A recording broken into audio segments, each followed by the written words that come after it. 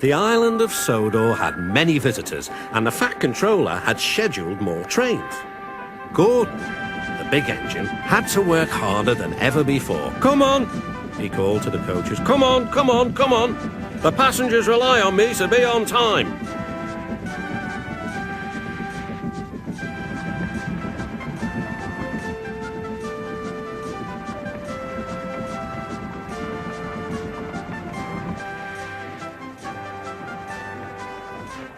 Whenever Gordon finished one journey, it was time for another to begin. "Never mind," he puffed. "I like a long run to stretch my wheels."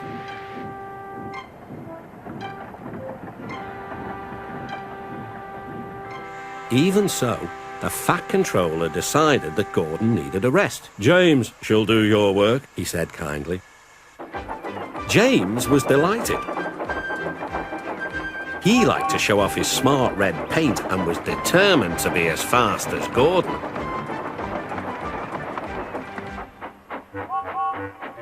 "Look at me, I'm the smartest, most useful engine on the line." "You know, little Toby," he boasted, "I'm an important engine, everyone knows it. I'm as regular as clockwork, never late, always on time." "Says you," replied Toby. Just then the Fat Controller arrived. "Your parts are worn, Toby, so you must go to the works to be mended." "Can I take Henrietta, sir?" "No. What would the passengers do without her?" Toby saw Percy by the water tower.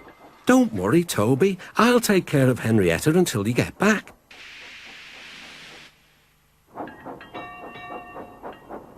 Soon Toby was out on the main line. He clanked as he trundled along.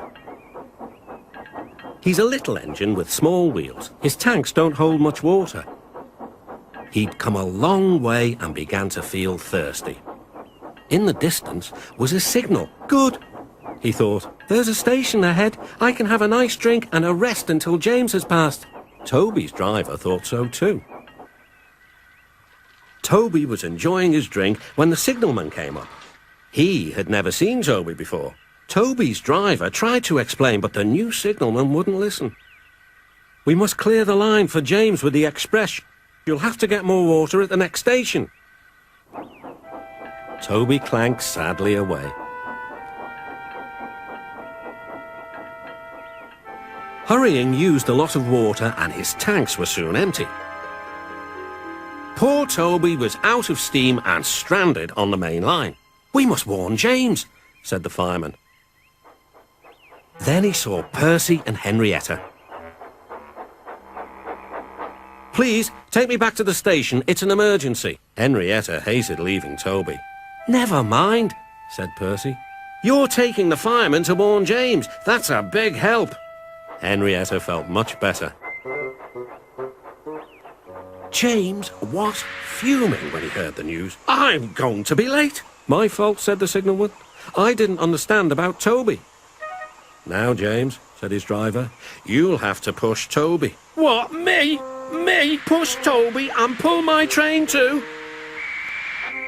Rumbling dreadfully, James set off to find Toby.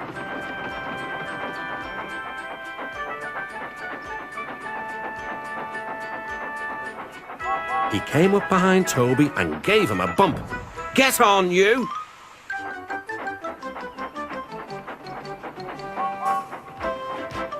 James had to work very hard.